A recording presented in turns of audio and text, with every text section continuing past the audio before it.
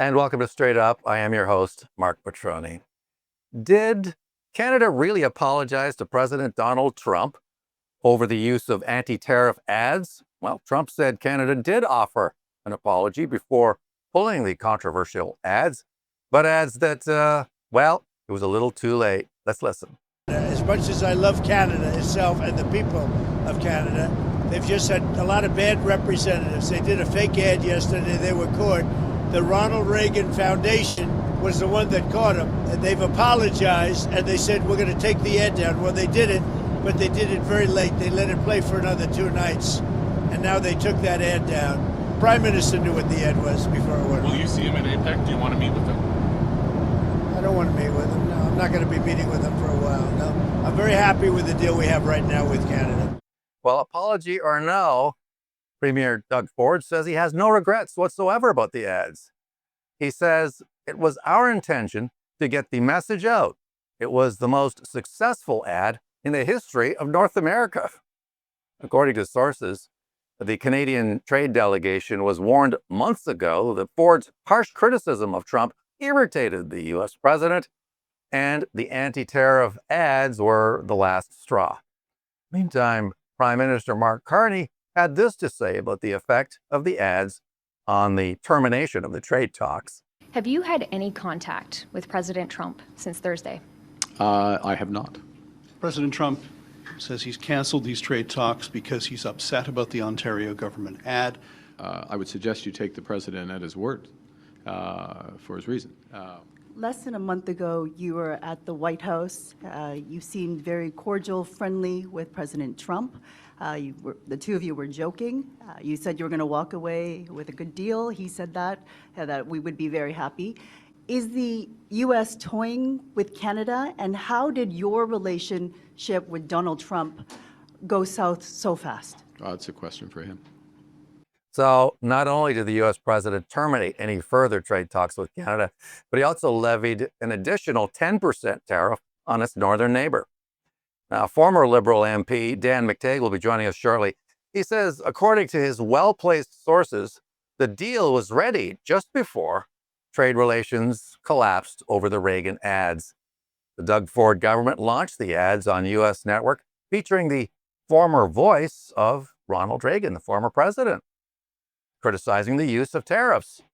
They aired during the World Series on the weekend. Trump says it'll be a long time before he sits down with Carney again.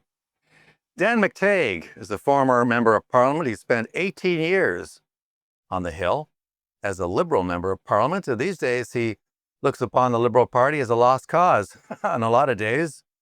And he's got some thoughts about what has transpired in the way of trade. Just an absolute collapse in negotiations. Dan, welcome to the show.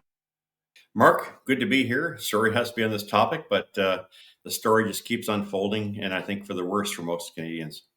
Well, we now know, among other things, that Prime Minister Carney and his chief of staff did see the ad before it went to air. So they can't stand back and pretend that they never knew that this was going to happen or that somehow Doug Ford went rogue. So that's one thing that he can't use as an excuse, Dan. Well, no, and it may explain why in his response, which I think is pretty heated, Trump referred to it as Canada's ad. He didn't refer to it as Doug Ford or Ontario. He went right after. I think he, unless he misspoke, he went to the jugular and basically said, "I know this is part and parcel of what many are suggesting is the Canadian way. Try to be smug, try to be cute." Backstab and try to mock or mimic. But maybe this is disappointment for Trump that he's dealing with people that he can't make a deal with, and of course for Mark Carney, who claimed his whole fortune in his election and caused the elbows up crowd to think that he could somehow negotiate better. Looks like I'm hearing from sources that there was a deal in the works, very much in the works, and that it has now been effectively scuttled by the hubris of those who like to rub whatever in the snouts of individuals. And I had no business doing it. Now, of course, we may be looking at several weeks of no trade, a continuation of tariffs. And while other countries, including China, are getting some kind of a deal, including Europe, soon maybe others, we're still standing back, and we have the most to lose, given that we have the largest exposure to the U.S. market, and to what happens there matters to us, and vice versa. But I would say more so in the first rather than the latter.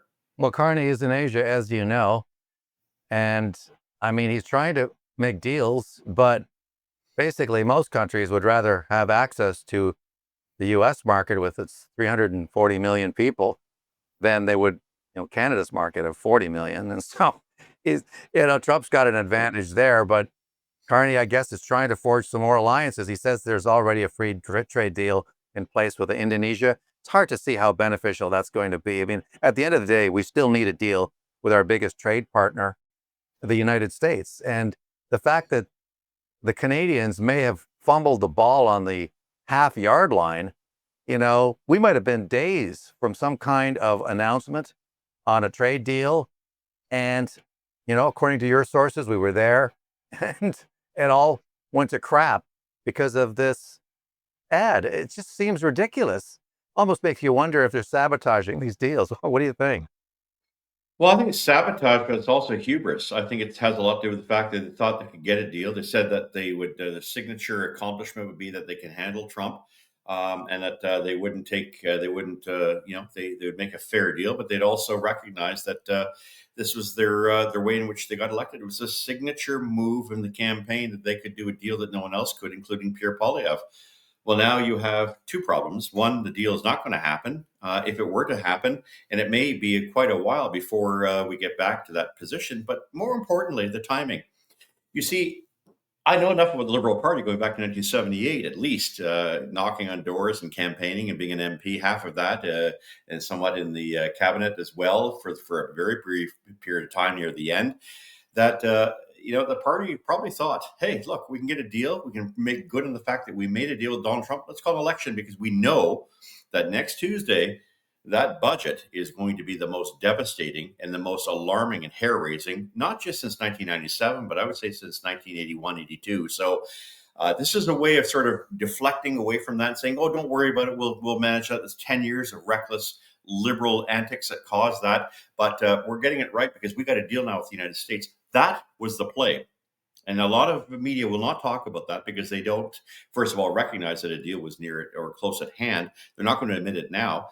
But it does it creates two problems for the Liberals. 8 months into this, they have no credibility on an issue that they claim they could do something about. Worse, I suspect that their own arrogance, their own left-wing woke green arrogance, probably hit the wrong guy. hit a raw nerve for a guy who has the power to come back and clobber Canada. And we've put ourselves in this position. Mark, you and I have talked for several years. We weakened our industry. We've allowed a lot of demanufacturing in this country. We've shut down our oil and gas sector. We've trivialized the things that make us wealthy and prosperous. And we've flooded the country with people who can't find work. More importantly, creating an inflationary spiral that no one can put out, even with lower interest rates. So I'm guessing that where Mark Carney finds himself in now today is diametrically opposed to where they were last Thursday, when they made a calculated mistake to try to, as it were, poke the bear. Yeah, you make a great point about the budget as well, because they're going to be looking at making revenue projections that may have no bearing on reality, especially since we're sinking into a recession. They're counting on money. They're counting on levels of economic growth that are not going to be there. I mean, I can make that prediction even before the budget comes out. And I guess then you're also going to have to look at, how are these guys going to try and pretend that everything's fine when clearly it's not? Trying to divide capital from operating spending as if they're, sure, they may be two different things, but it's still spending. You're still throwing money out the door. And so, yeah, we're in trouble. And Yeah. I guess to your point, it'll come out next week when we see this budget, this long-awaited budget by the Mark Carney government. Yeah, so if the debt deficit are growing faster than the economy is likely to grow, and because remember, these are projections that go ahead, not just where you've been, but where you're likely to go.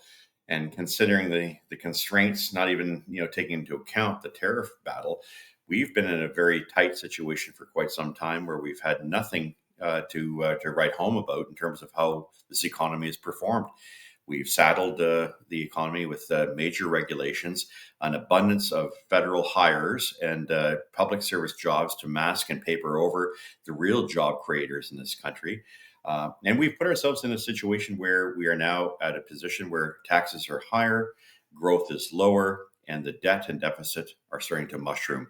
I know that the International Monetary Fund is woke, and I know that they're going to play their little DEI game and do all their stupidity on the ESG because they're all part of the international cartel that has helped realize the decline in Canada. But bond rating agencies aren't going to be able to say, oh, well, we can take the CPP and use that as collateral against this debt. If any one of them do that, they have absolutely no credibility.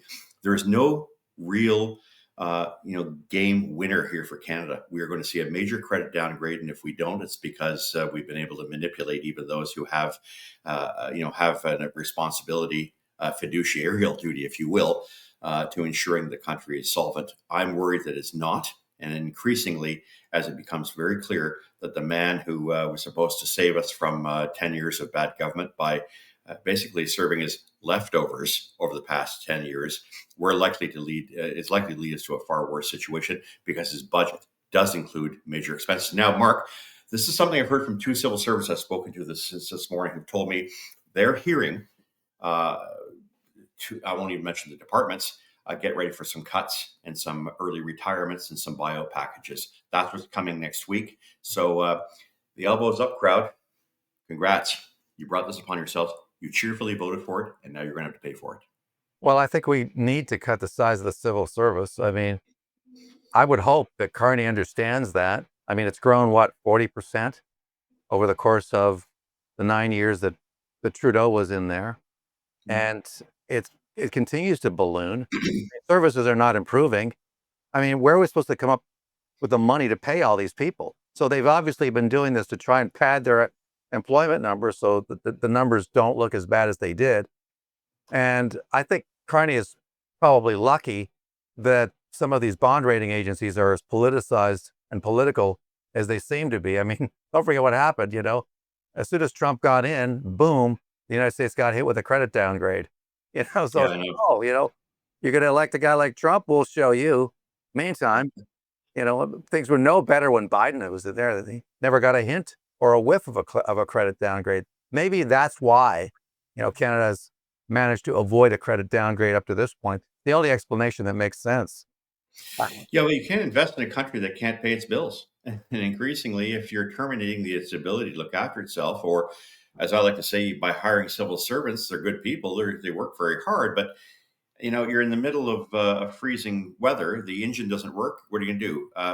Put another light on in the car to wear down the battery? That's exactly what we've done. The analogy is very simple.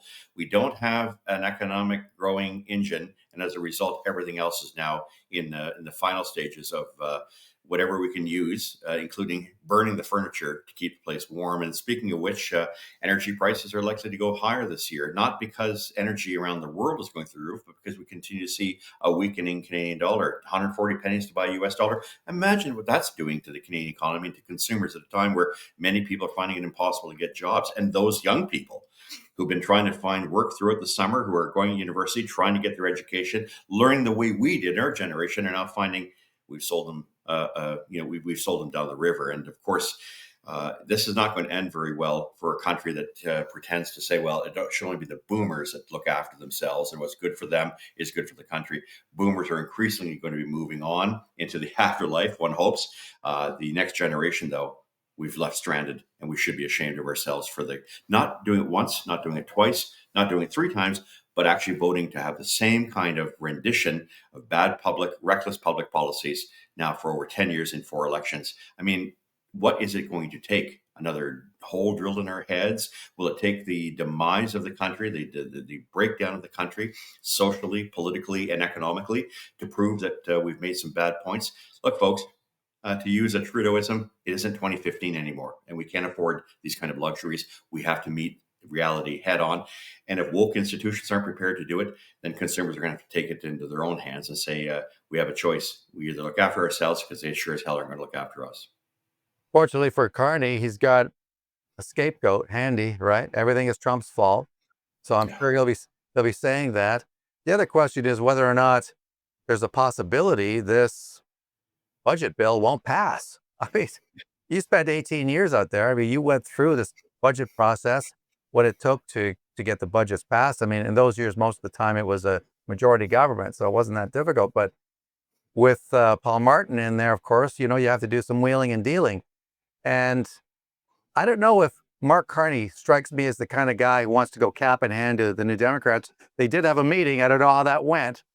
But all we did know is, and we've spoken about that, Steve McKinnon, House Leader, came out later and said, look, this is going to be tough without the Conservatives and the Bloc voting in favor of our budget. I'm not so sure that it'll pass. What do you think? The scenario I think is likely is the NDP doesn't show up for the vote. And that leaves the Liberals 169 plus one. The Green, the Green, Elizabeth May can always throw her support behind the Liberals. That's where she should have been to begin with, or they should have been with her. So that's 170 to 167. So that's Bloc Liberals with no NDP showing up to vote. So that's likely the scenario. I don't see, unless the Steve McKinnon and the federal Liberals are prepared to provide NDP party status so they can get their money back, or they can start to mount a semblance of campaign on the floor of the House of Commons. But short of that, I mean, the Liberals now have to try to find some kind of solution, because they can't go back on the point they used during the election of saying, we, in fact, got to deal with Donald Trump.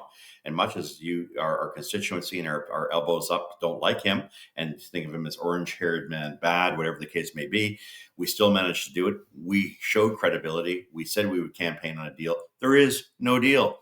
And the only deal Canadians are going to get is a raw deal on November 4th, when they realize just how bad the finances of this country. So where are we, Mark? We debate that week. They're off the following week for Remembrance Week, Remembrance Day and Remembrance Week, Remembrance Day off. And then right after that, the following week, I would say between the 18th and the 20th of November, we have the ultimate vote in the House of Commons. If I were a Conservative, I would be working very hard to get my candidates organized, and I would get my running shoes ready, and maybe even my snowshoes, because Wow. I'm going to need it this winter. But you're predicted that the NDP doesn't show up for the vote. Is that right? Well, if the NDP doesn't show up for the vote, then there's no problem. But I can't see a way out for the NDP. Although I think we have to be blunt about this. If the NDP had actually been able to fight its way out of a wet paper bag in the last election, which it couldn't, they're likely to get a doubling their seats, maybe go from 7 to 14. That will come at the direct expense of the Liberals. The Liberals won because all that NDP collapsed and went to them, as did a lot of the Green votes. Conservatives won't have to worry about the NDP ever campaigning against them anytime soon, because if the NDP has any hope of surviving, they've got to pull those votes back from the Liberal Party, and that's how this next election will play out. It's getting a little further than we need to, but at this stage, I don't see a solution. If Steve McKinnon does a solution, hello, it's you just don't do the math. And this looks like 1979 all over again, when the Clark government had hoped that the Créditistes of Quebec would support them, and they didn't. And as a result, we wound up with an election. So don't be surprised. Christmas, ho, ho, ho. Get ready to go to the poll. Wow. And the NDP, I think, people thinking, well, they'll just cave like they always do, but that's why they ended up in the mess they're in. That's why they're down to 7 seats. That's why their vote collapsed, is because people said, well, what's the point of supporting the NDP when they're just going to be an extension of the Liberal Party? And so they have to change something. Their philosophy over there has to change. And of course, Jagmeet Singh, he's gone. And so there may be a very different attitude. I'm not counting on it, but it's possible that the NDP say, look, if we keep just simply backing and propping up the Liberal minority government, we're going to be wiped out completely next time. We have to do something different. And yeah, they're broke. They don't have money to fight an election, but they didn't have any money to fight the last one either. You know what I'm saying? I don't know. We'll just have to see what happens, right?